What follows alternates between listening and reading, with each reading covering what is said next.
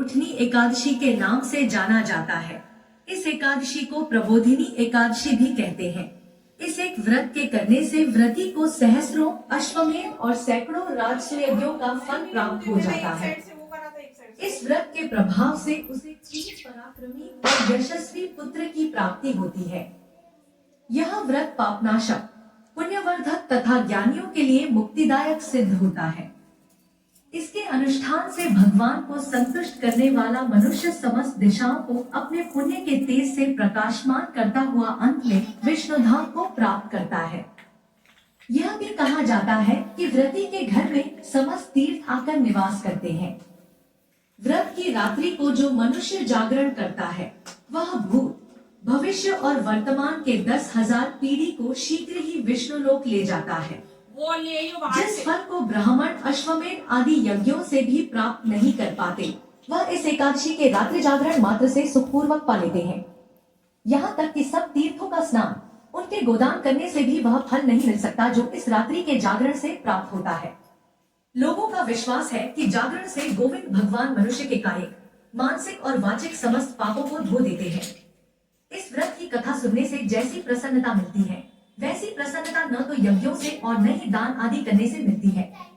कथा सुनने मात्र से 100 गोदान का फल एवं अपने शतकुलों का उद्धार होता है।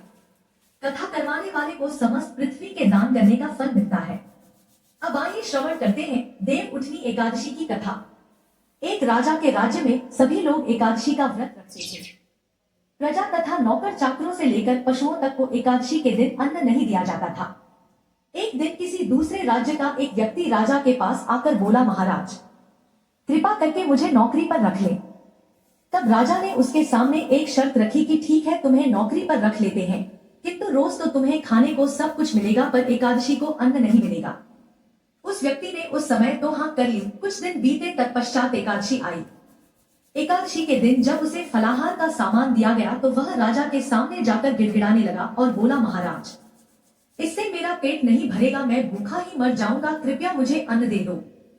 राजा ने उसे शर्त की बात याद दिलाई पर वह अन्न छोड़ने को राजी नहीं हुआ। तब राजा ने उसे आटा, दाल, चावल आदि दिए। वह नित्य की तरह नदी पर पहुंचा और स्नान कर भोजन पकाने लगा। जब भोजन बन गया तो वह भगवान को बुलाने लगा, आओ भगवान, भोजन तैयार है। उसके बुलाने पर पीताम्बर धारण किए भगवान चतुर्भुज रूप में आ पहुंचे तथा प्रेम से उसके साथ भोजन करने लगे। भोजनादि करके भगवान अंतर्ध्यान हो गए तथा वह अपने काम पर चला गया। 15 दिन बाद अगली एकादशी को वह राजा से कहने लगा कि महाराज मुझे आज दुगना सामान दीजिए।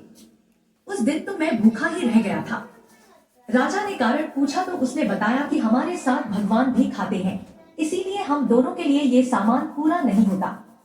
यह सुनकर राजा को बड़ा आश्चर्य हुआ और वह बोला, मैं नहीं मान सकता कि भगवान तुम्हारे साथ खाते हैं। मैं तो इतना व्रत रखता हूँ, पूजा करता हूँ, पर भगवान ने मुझे कभी दर्शन नहीं दिए। राजा की बात सुनकर वह बोला, महाराज यदि विश्वास न हो तो साथ चलकर देख ले। फिर क्या था, राजा उस नौकर के साथ में गया और राजा एक पेड़ के पीछे छिपकर बैठ गया। उस व्यक्ति ने भोजन बनाया तथा भगवान को शाम तक पुकारता रहा परंतु भगवान न आए। अंत में उसने कहा, है भगवान, यदि आप नहीं आए तो मैं नदी में कूदकर प्राण त्याग दूंगा। उसके ऐसा कहने पर भी भगवान नहीं आए। तब वह प्राण त्यागने के उद्देश्य से नदी की तरफ बढ़ा। प्राण त्यागने का उसका दृढ़ इरादा जान शीघ्र ही भगवान ने प्रकट होकर उसे रोक लिया और साथ बैठकर भोजन करने लगे। खा पीकर वे उसे अपने विमान में बिठाकर अपने धाम ले गए। यह देख राजा ने सोचा कि व्रत उपवास से तब तक कोई फायदा नहीं होता जब तक मन शुद्ध न हो। इससे राजा को ज्ञान मिला और वह भी मन से व्रत उपवास करने लगा और अंत में स्वर्ग को प्राप्त हुआ। के रूप से भगवान